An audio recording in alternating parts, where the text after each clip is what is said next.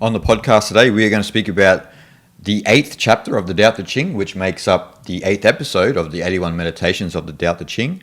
And if you've missed any of the previous 7 episodes, then they are in the video library, so just go back and have a look. But before we get into this chapter, I want to send a big thank you out to all of the new Patreons we've had recently in the last month. Thank you for joining the madness, and for those who are interested in joining my Patreon, I have a lot of exclusive content on Patreon, and I'm going to post a lot more on there in the future just for my members. So if you're interested in that, make sure you check out the description box and you'll see the link to Patreon. So as I said, we are speaking about the 8th chapter, and so we have the Jia Fu Feng and Jane English's translation, which Guiyang has, and I have the Derek Lin translation. Yep. So 8th chapter. The highest good is like water.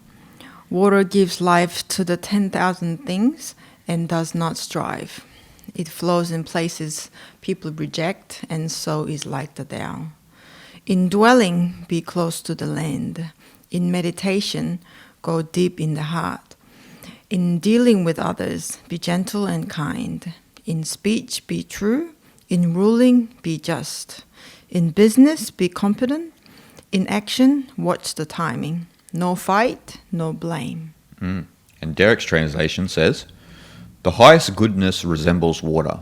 Water greatly benefits myriad things without contention. It stays in places that people dislike. Therefore, it is similar to the Tao. Dwelling with right location, feeling with great depth, giving with great kindness, speaking with great integrity, governing with great administration, handling with great capability, moving with great timing. Because it does not contend, it is therefore beyond reproach. So there's actually 13 lines in the Chinese, but you can see the similarities between both translations, and these are two of our favorite translations. I mean, there's plenty of other good ones, Hans Georg Mueller and other translations. And so we see the common theme, as with a lot of chapters we've already spoke about, with water, right? So there's Lao-tzu is always using the infant, the valley, the feminine. The uncarved block. Yes. To represent the Tao. So again, we come back to water. So when we look at let's have a look at the first few lines. So the highest good is like water, Jia Fu Feng says. So that's and in the second line, as Derek says, water greatly benefits a myriad things without contention. So again, with this water theme, which we have discussed in a few other chapters, that we have this innate goodness is our virtue, just like water, right? Water is impartial, it's pure. Yes. Always seeks the lowest place, but nourishes it all. Nourishes all, exactly. Yeah. So just like how the Taoist sages, like our Lao-tzu and Zhuangzi were, right? And how we ought to be as spiritual aspirants, on the path. So and this can also mean, like the highest, like as Derek says, the highest goodness resembles water. It can also represent skill. And so, how water has a way to efficaciously move to wherever it needs to go. And just like it means that we, in our skill or in our vocation, can be like water as well. And so that's another idea. Again, when we talk about water, because water seems to be available infinitely, so that we take it as a grain of salt, right? But again, like you just said, being like water and actually be water as a human being is like a great skill, and it requires a lot of time to vanish your own false idea of yourself and whatnot, right? It's a great skill to attain, I think, as a human being, and that is to be, I think, again, the highest good is like water, just like a first line says, it's the highest skill that we could achieve as a human being, I think. Yeah. And like you're alluding to, our personality, our identity it acts as a dam to the water. True. So you put like a dam in the river, and the water's going to continue to it'll flow over, it'll trickle over, Yeah. but it's not flowing efficaciously. It's not flowing as it naturally should. Yes. And so we build these fundamental obstacles and blockages within ourselves, which is essentially our identity. And so that stops us from being like water, right? Like, 100%. Because it blocks that huge amount of water, and it stops water to flow as it should. yeah. Right? Well, like you said, water nourishes all beings, and so it has a sense of impartiality. But when you're an ego, when you're an identity, you live in a world of partiality. Yeah. So it's hard to then nourish all beings. Again, that the discernment comes in, Yeah. this or that, right? Exactly. And that is, again, what Zhuangzi said beautifully, it's the biggest force of human being. Yeah. The Ching, yeah. So it's a fundamental human flaw. Flaw, Yeah. And so by following innate goodness, this is kind of like the art of living. Like when we follow that reservoir of the deep well of water that we all have within us, or the deep well of humility, which we'll talk about. And this is kind of the art of living. So as you were mentioning, water is good at benefiting all living things while not contending, right? Like this is just like the Taoist sage. So it doesn't impose its will on anything. It just nourishes everything in complete impartiality. Nothing to say, nothing to do. Yeah. That's the way it is. And so in this way we should emulate water.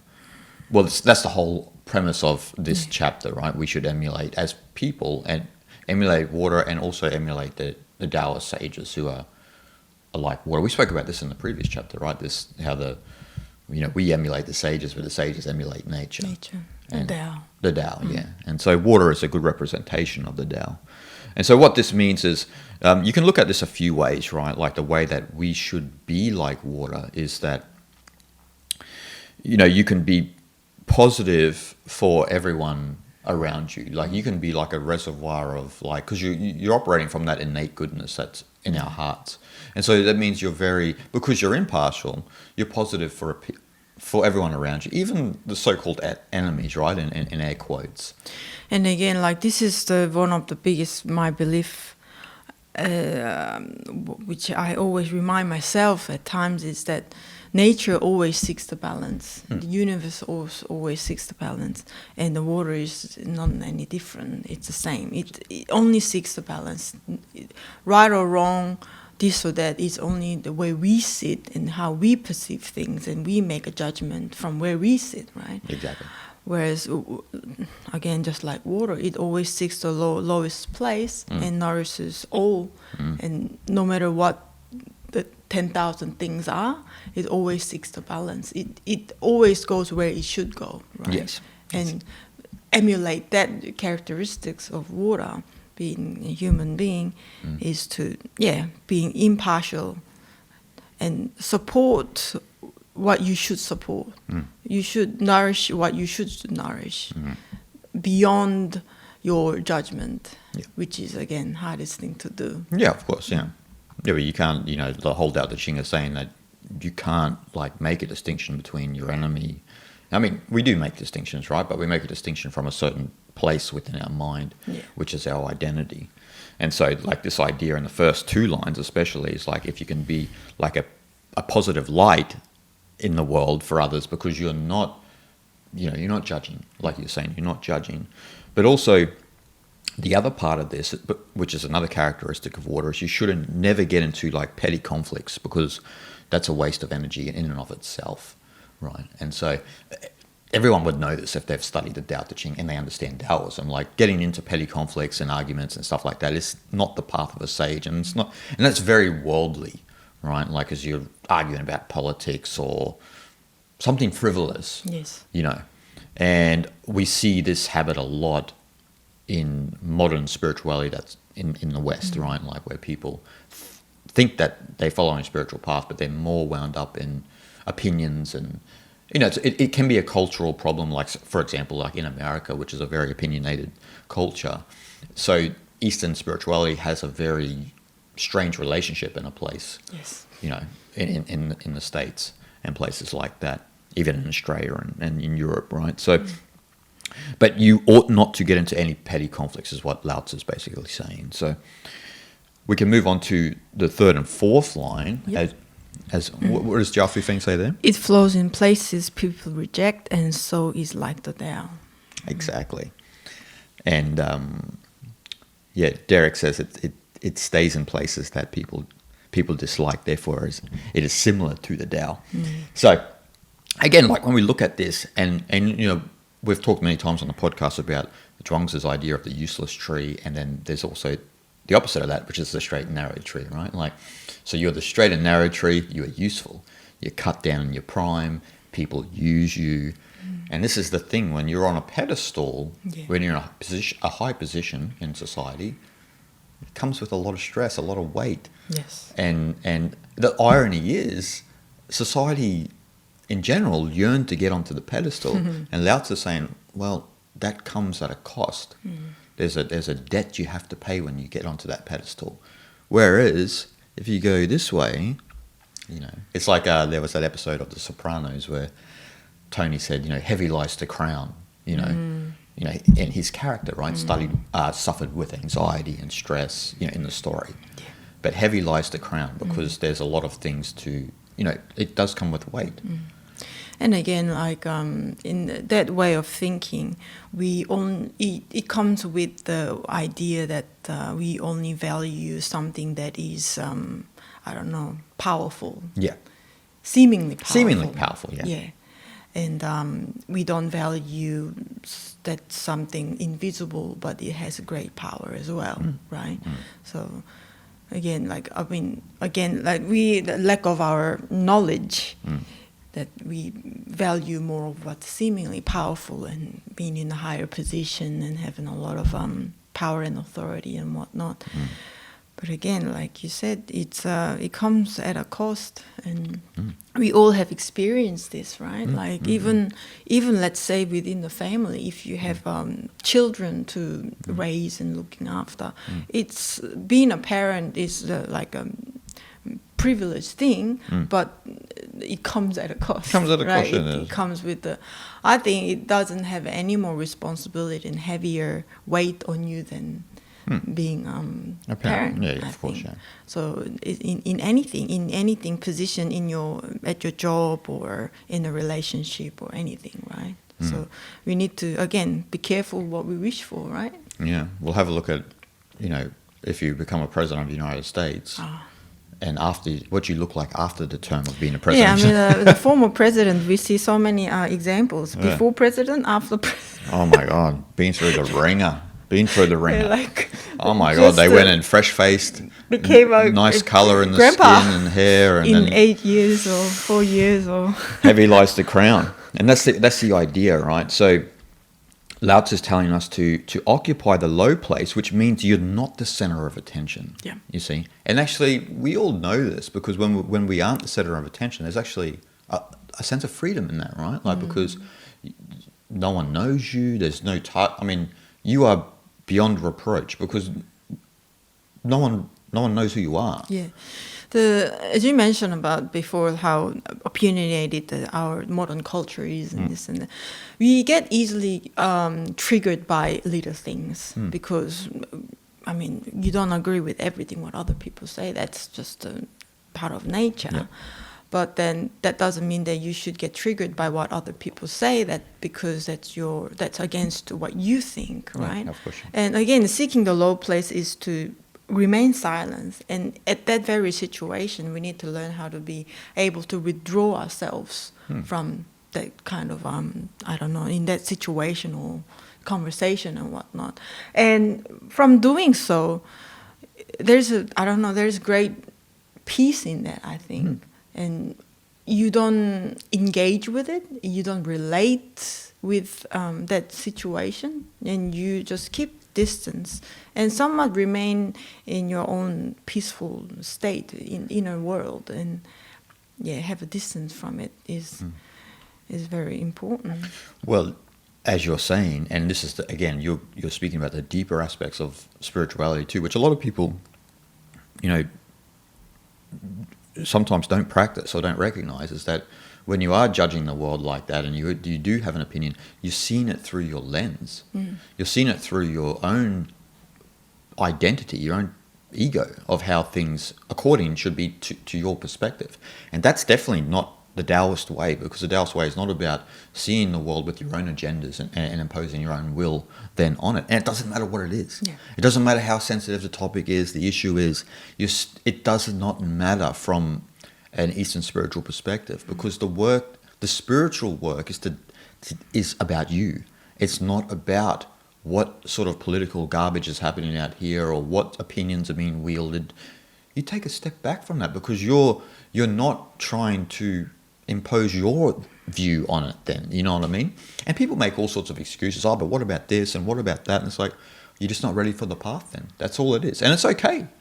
It's okay. Yeah. You're just not ready for the path. It's okay. We've all been there. We've all been vexed by certain problems. But then in the end of the day, what happens by being vexed by these problems? You don't really get anywhere, and your spiritual path is impeded from worrying about an issue that in time will dissolve and didn't actually need your input in the first place. And more you reside in your space of the silence, the more that becomes as a fact, actually. Doesn't matter what you have an opinion over something, or what doesn't matter what other people have an opinion over something. In the end, it doesn't really matter. It doesn't really matter. Even like the highest position at a leader position have something to say about the matter. Most of times, like as time goes on, it dissolves itself actually. Exactly. So that what is all the energy and all that triggered reaction? What was that for, really? To waste. It's only because to defend our own ego and our own agenda, which in the end has no meaning and has no significance whatsoever in reality. No, exactly. Right? It's just a waste of energy. You think of all of the billions of people that have existed before us, billions and billions of people that have existed before us, who worried about certain things, who let their mind get, molested by certain situations, and then they're dead. They're gone. It's all a waste of energy, where it could have all been redirected into self-exploration and actually looked into their own being as to why they were annoyed by certain things, or why they were focused on certain situations. Why does this problem exist? Because the problems exist within you. Sure, there are external problems, but what is the energy that's possessing you about the situation? Because that's where the spiritual work has to begin. Because that means you still have an agenda, you still have something you want to impose on the world. You still want the world to look in your image. That's the problem, right? And so all of the problems in the world are about people trying to make the world look in their image. So it's a clash of minds, right? But on the spiritual path, you're completely not trying to do that, you know. So if you're falling victim to that and you're on the spiritual path, that is a starting place. And that's where Ramana Maharishi's teachings of silence and that come in, like, just be silent. You know, pull the rug from under the carpet, come back to silence and notice these things and complete vairagya, renunciation of your mind in a sense. That's where the great power of this water resides, I think. You need to have tremendous amount of power, humility to allow other people to have an opinion, for example. Exactly. And it's okay not to say anything about that, right? Exactly. That's always that you reside in that lower place, that you allow people to have their own opinion without you having any input. And how many times we see people argue amongst each other? Let them do it. Let them do it, yeah. And you just keep your distance, like you said. Practice vairagya, non-reaction, not emotionally get drawn into it, and just stay at that silent place. I remember being at a job about 10 years ago, and then a few people were discussing something, and it was obviously none of my concern. And then they say, Jason, what's your opinion on this? I'm just like, I don't have an opinion. I just don't. And then you could just hear a pin drop. Silence. Silence. Oh, that's the nuts here again. You know what I mean? Here he is. So Yeah, don't ask him anything. I had a lot of that situation. No, too. I'm sure everyone listening and watching has. I mean, you don't, you know. Yeah. It's just a waste of energy. But like what you were talking about, this third and fourth line is about really the Tao of humility, right? It's about that low place that people don't want anything to do with, because people think humility, they relate it to humiliation, or they think, how can humility benefit me? Or they don't understand that humility has this immense power. And so, humility obviously being related to water, and obviously the whole Tao Te Ching is about coming back to your senses, that humility is actually our correct disposition, not being outwardly powerful and so forth and so on. So, this is kind of, the Tao of humility is really the path of moderation, right? It's the middle way. You could say it's the middle way of the Buddha, right? It's that balanced path where you're not, thrown here or there between extremes, right? Like you are just like water. You're flexible. You're not.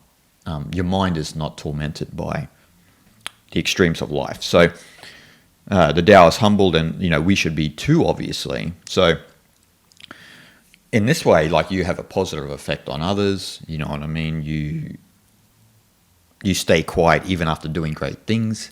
You don't seek praise, which is the opposite, right? Like someone who is aspiring to be on the pedestal, they seek praise. They don't stay quiet when they achieve something great. They make sure that people know about it. And you are the complete opposite. You are like, you stay quiet.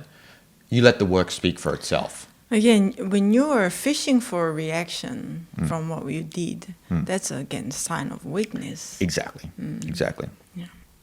This is the thing. Yeah, that's it. Like, see, the humble don't seek. They never seek the spotlight, right? So, like water, they're not contending against anyone. So, in doing so, they bring peace to others and Yeah, again, water is somewhat has no color. It's invisible. No, it's invisible. Yeah. Yet it gives all life to all things. Yeah. So you bring peace to others from being that center of gravity, and you put out all fires in doing so. Yeah. So people are in turmoil, but you're shanti, and you're like, this too will pass, and they're just like, oh. Like if they're deep, they think deeply, they think, oh, it will pass. Actually, and like all of this nonsense that we're carrying on about has no concern. You should. You look back in a few years' time and you think, I wonder why I was so annoyed by it. I wonder, and then you realize that, it's not actually, well, it's somewhat the situation that might be evoking a response from you, but it's really yourself. You've become accustomed to reacting to life. We are very accustomed to having that similar emotional reaction. No matter what the circumstance is, you always get triggered by the similar emotion, and we need to be aware of that. And again, like you said, why did I get so annoyed by that? And that situation, when you recall these situations, often we might not remember what really happened, but we really vividly remember what emotion that we had in reaction. So that's something that we need to withdraw. Yeah. Well, spiritual practice is about recognizing that circumstances change, always change, right? The panorama of external life always changes. But if you look deeply, you'll notice that most of the time your emotional responses to the circumstances are the same. Repeating. Itself, yeah. So it's the emotional responses that need to be reevaluated, because it's not like it's a different emotional response to different things. It's the same emotional response, just to different circumstances. Yes. So, and that's a big part of that. So the fifth line, we've got dwelling with the right location, and that one says indwelling, be close to the land. That's right. So this one's pretty simple, right? Like, obviously, well, you can look at it in a few ways. Like, the right location here is the Tao of humility. So remaining in that deep reservoir of being humble is the right, like from Derek's translation, he says, like, dwelling with the right location. So being, like, dwelling within that humble place. And so always being observant and, only and acting appropriately when necessary. So like because you're kind of like the skilled martial artist, but that's your mentality in life. Yeah. But in Jiafu Feng's, it says something similar. Be close to the land. Yeah. You could say be close to the land, like which is soil, which Yeah. nourishes all organic life, Yeah. right? Yeah. Something like that. Yeah. And to live a simple life. Yes. To live a very simple life. I mean, as we know from reading the Tao Te Ching, Lao-tzu does promote the simple life. He does even like sort of kind of hint or suggest that we maybe should go back to living in a little hut or a house. And I mean, that may not be reasonable in this day and age, but for most people, I'm saying, but like for those who have the opportunity, I mean, you know, it's a great opportunity. But yeah, the idea there is to obviously live with moderation, be close to the soil, as you said, be close to the earth. Yeah. So to constantly have a relationship to nature. Yeah, that's right. Like, yeah, being harmonious with the movement of nature, I think, not being against it. Move with nature. Move with nature, yeah. And that's the problem in our modern world, right? We've created complex cities, societies, which disconnect us from Lao-tzu's simplicity. We come to the next line, and Lao-tzu says, feeling with great depth. In meditation, go deep in the heart. Yeah. So this, again, is about coming back within yourself, right? Realizing humility, realizing the deep reservoir, pool of water that, so to speak, you have within yourself. Almost like a return to your inner home, isn't Yeah. it? Return. You always need to come back. Yes. Yeah. And you need to live from there. Yes. You need to live from there. We often are living outside Yes.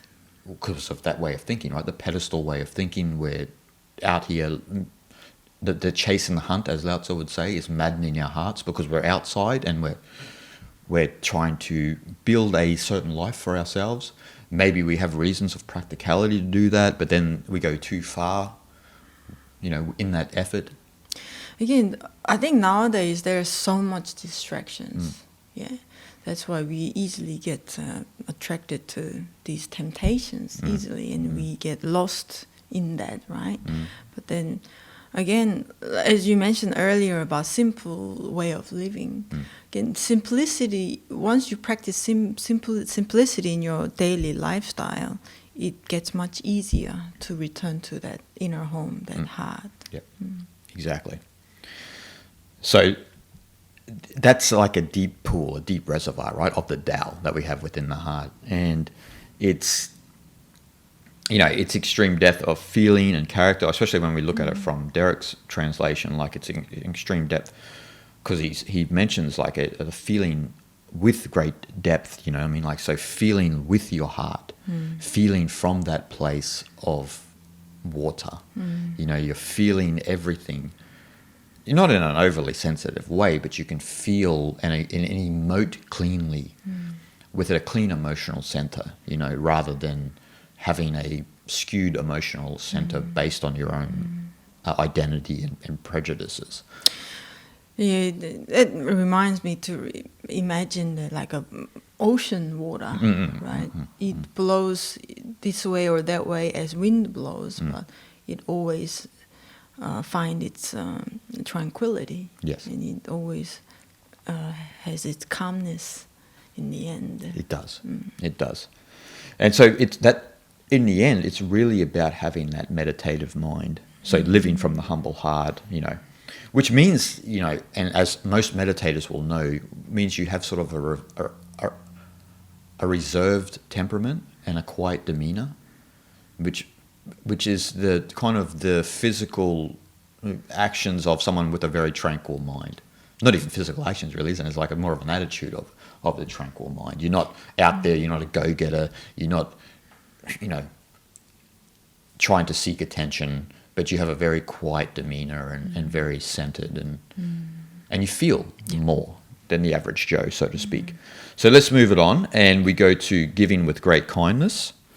In dealing with others, be gentle and kind. This is a very simple one, right? So water gives itself freely to all beings, right? This is the idea. Water is there, as we've spoke about, it's impartial. It gives itself freely without prejudice or judgment on others. And so it is, obviously, it is gentle and kind. I don't know if anyone have realized this. Maybe it's maybe a common thing with other people as well, that when you put judgment on other people, as much as you put that judgment out there, same amount of suffering comes back to you. Because that suffering may be caused by your own attachment to your own will. You desire to impose your own will to others, which is the judgment, right? Yep. Judgment coming from your own, your filtered through your own lenses. Exactly. And you projecting on other people, that creates judgment on other people. And in the end, which goes against having your own tranquility. Yep. In return, that you kind of suffer, I think. So that,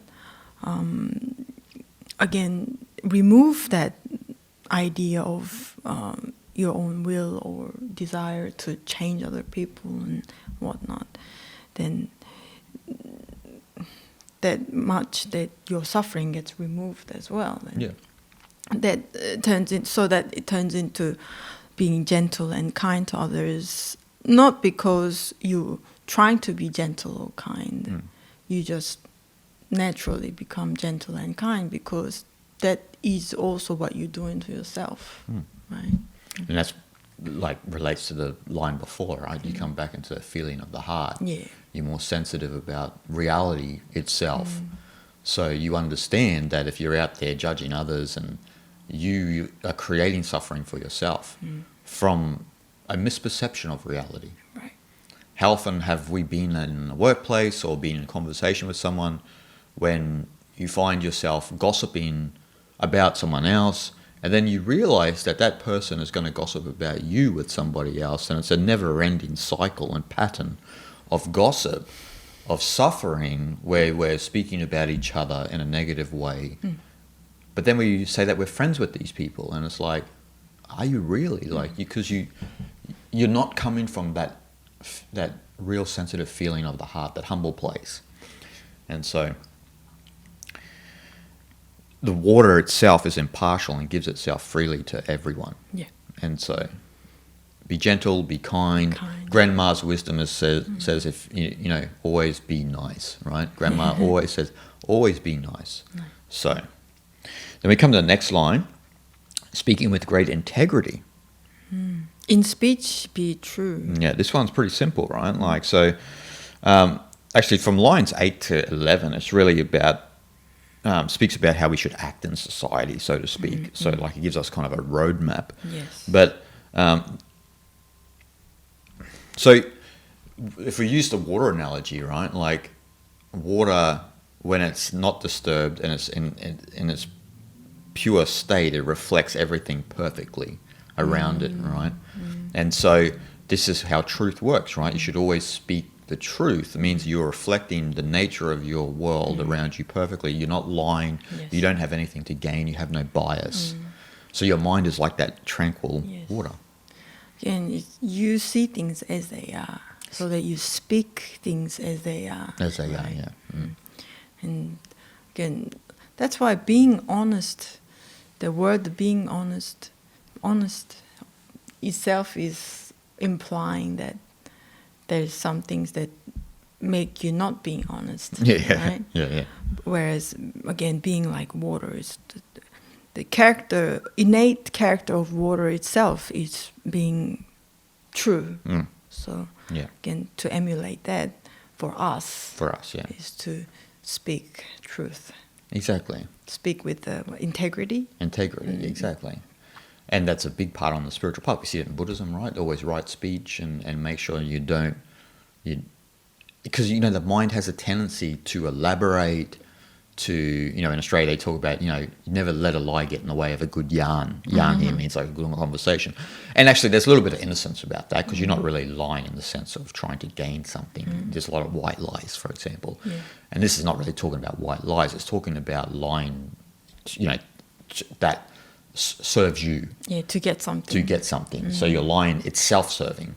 So, and you will have noticed that we've probably all done that somewhat in different parts of our life, where the much more difficult path is to always reflect the surroundings perfectly, as water does.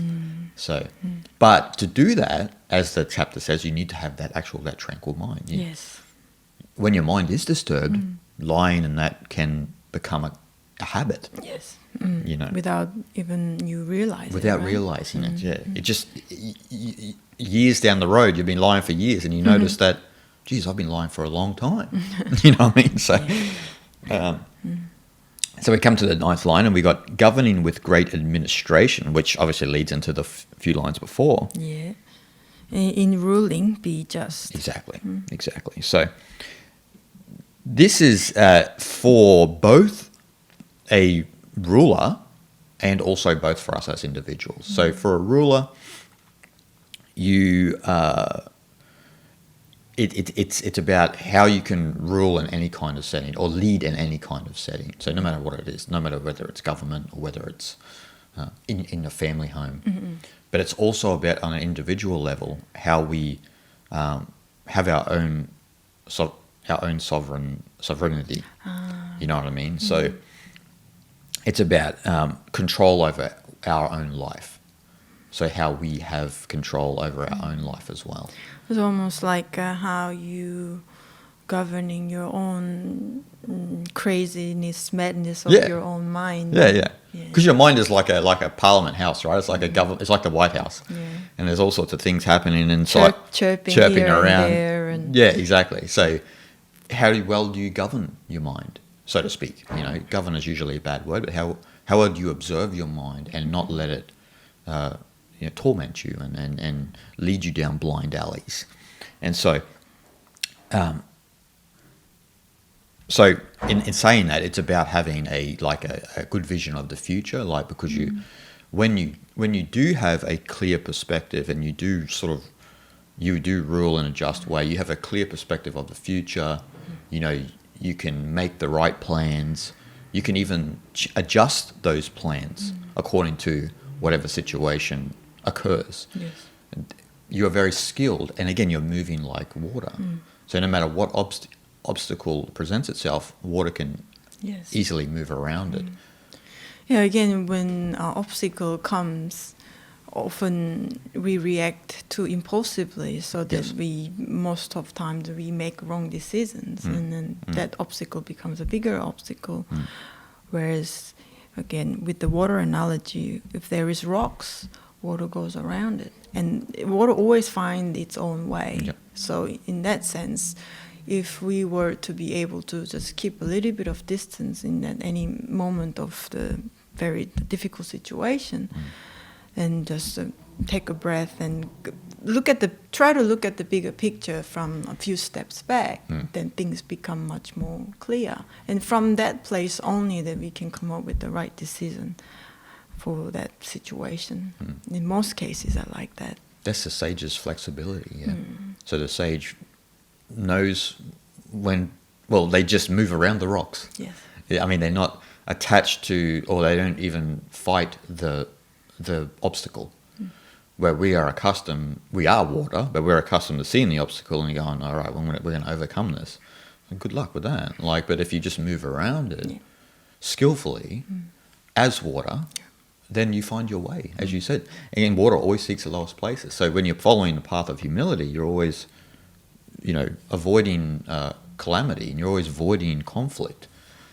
And that's the way that we should approach it, right? So water always flows around the obstacles. And water always, it nourishes, all without bias or playing favorites. That's the whole idea, right? So, and that's the way to rule, is to, not just to govern, like if you are if you are in a position of leadership, but also to look at yourself. Water doesn't play favorites, has no bias. And so you ought to be like that too. Have no favorites, have no bias. Again, being a good leader and having a good leadership itself, it comes from within the leader, him or herself, right? Again, so that governing or perceiving your own mind from the right place, always giving good leadership outwardly as well. Of course, yeah. That's where it begins. Yep. So we come to the next line, and we have handling with great capability, which coincides with the previous line. In business, be competent. Yeah. Pretty self-explanatory, isn't it, really? So this is really the ability to work with others, and this is also showcases that the sages, they live among us. They live among us and they guide us the way. But it's also, as Jia Fu Feng and Jane English say, like in business. So it means that's kind of being directed towards all of us. Yeah. So in the way that we conduct ourselves in life, not just actually in business, but in conducting ourselves with life, it's an ability to be competent and handle each and every situation in its right manner.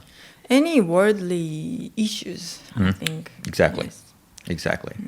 So you have an ability to get things done with skill and excellence, and it's also an ability to be as a result, that's an ability to be as water in any circumstance.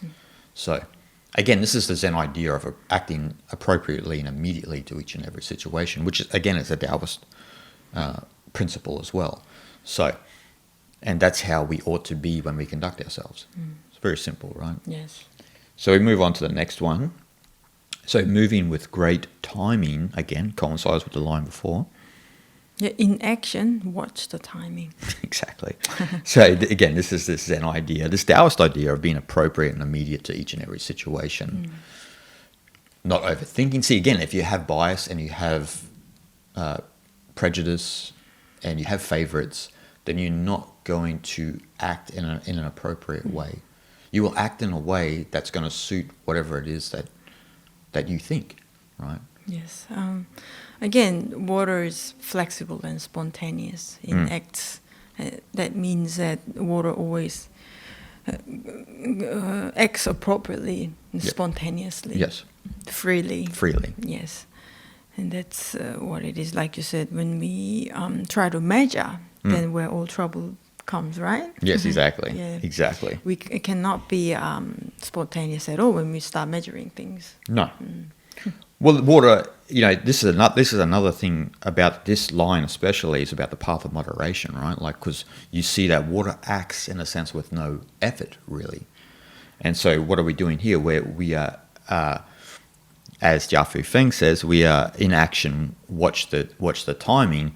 This is about wu-wei as well, right? So it's a way about living your life with minimal action. Wu-wei in the sense of minimal action, where it doesn't feel like there's much effort behind your life, so to speak. Like, it's not a drag, you know what I mean? Like, you don't suffer. It doesn't feel like you're exerting any sort of intense energy. You're living harmoniously with nature itself. And what I mean by nature here is just the circumstances of life that you encounter. And you act with great timing. Yes. And when you move with nature, that whatever decision that you make, whatever move you make, always become appropriate, right? Because you are going with nature. Going with nature, yeah. Exactly. And so, and again, so when everything's in balance, like the seasons, nature functions of itself, right? That's the Zitran, right? Yes. Of self-so nature. Yeah. And that's how we ought to be as well. So when we're in balance with everything else, that's when our nature, we are like the seasons then. You know what I mean? You don't have to exert any effort for the seasons to change themselves. It's just the process of wu-wei, because you're in balance with the world. Season comes and goes, and it changes itself because, again, that is the law of nature. Nature goes through changes. And you move with it. Exactly. So now we come to the last two lines, but it's not. not really much to say, as Jia Feng says. What's he say? He says, no fight, no blame. exactly. And Derek says, because it does not contend, it is therefore beyond reproach. So no fight, no blame. So this is very, this sums up how our attitude should be towards life and this chapter itself. So water is not contentious, as we've described many times in this podcast. It only benefits everyone. Water does, right? So in its pure nature. So a good description of this is if you hit nature, for example. I mean, if you hit nature, if you strike water, water doesn't strike you back. But what happens when you strike water? You strike water, it doesn't resist, but it always goes back to its original undisturbed nature. And that's essentially how the Taoist sages. They may temporarily be provoked, but it goes back to its original. They go back to their original tranquil nature. Yes. You know. So it will always settle back to its undisturbed nature. So there's no anger, there's no complaints, they don't protest. Water just does that. That's what water does. And that's how our mind ought to be as well. Yes. So this very last line, that no fight, no blame. Again, like you earlier mentioned, that it sums up the whole chapter, I think, and also it sums up the intrinsic character of water as well. And that is for us to be that way, having this attitude. And again, like water seeks always lowest place, yet is powerful force in the world, right?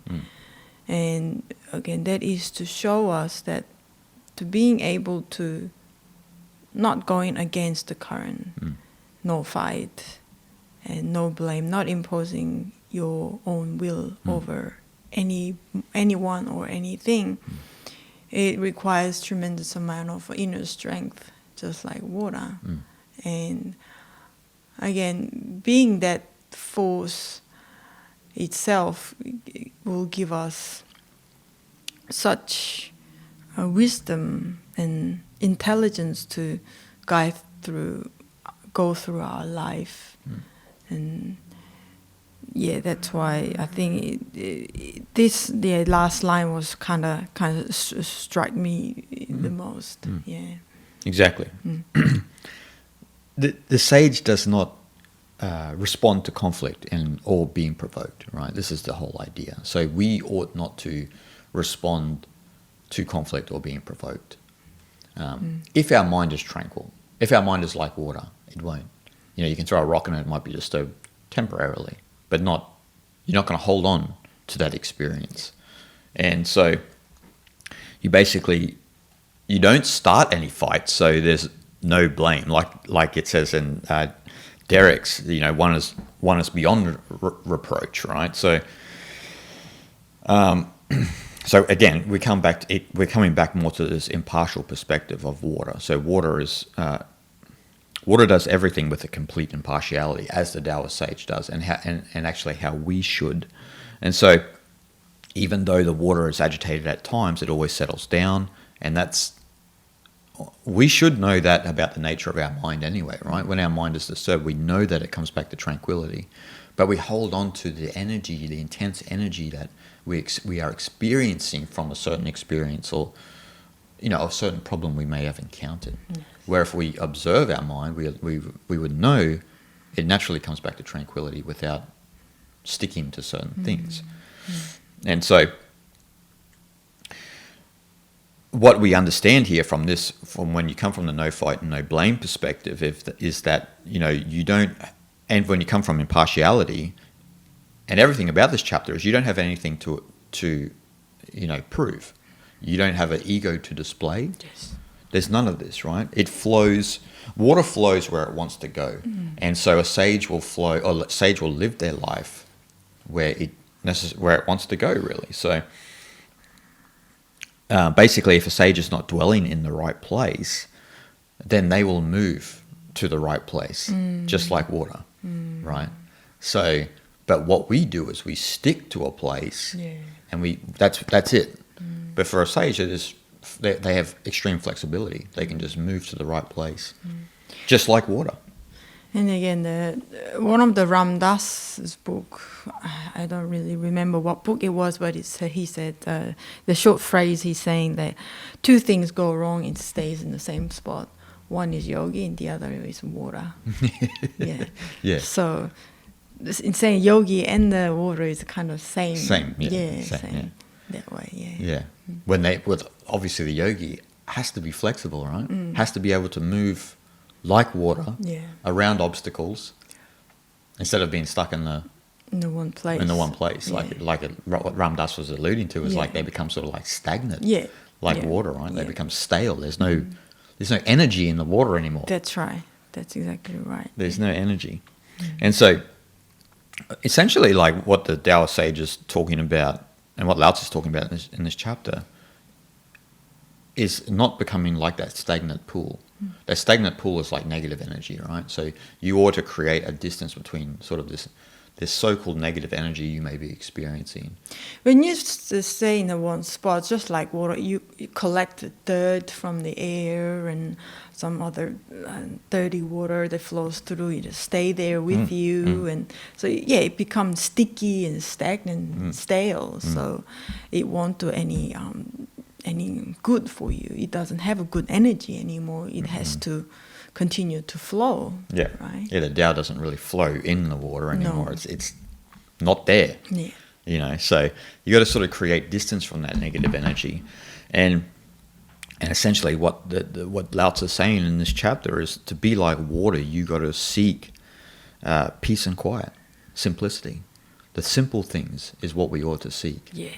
For us to be like water, and then that allows us to move around any obstacle, no matter how big or small. And so that's the premise of the whole chapter, isn't it, really? Yeah, be pure like water, invisible like water, gentle like water, yet have the strength of water at the same time. Exactly, and that strength is humility. Yeah. The strength of water is in the lowest places. Yeah. Having no color, being invisible is also, we could say that having no agenda. No agenda, Having exactly. no personal will over something. Yeah, like it says in the Yoga Sutras, it says the getting rid of the color of consciousness. Your consciousness has been colored with, like what you're talking about, like with agendas and biases and partiality, basically. Yep. But when you notice that consciousness is empty, spontaneous, and free, inherently, then there's only freedom, and there's only the ability to adapt to each and every situation, to be flexible. Yes. And that comes from residing in our right location, the Tao of humility. All right, guys, we hope you enjoyed, and we'll see you guys next time.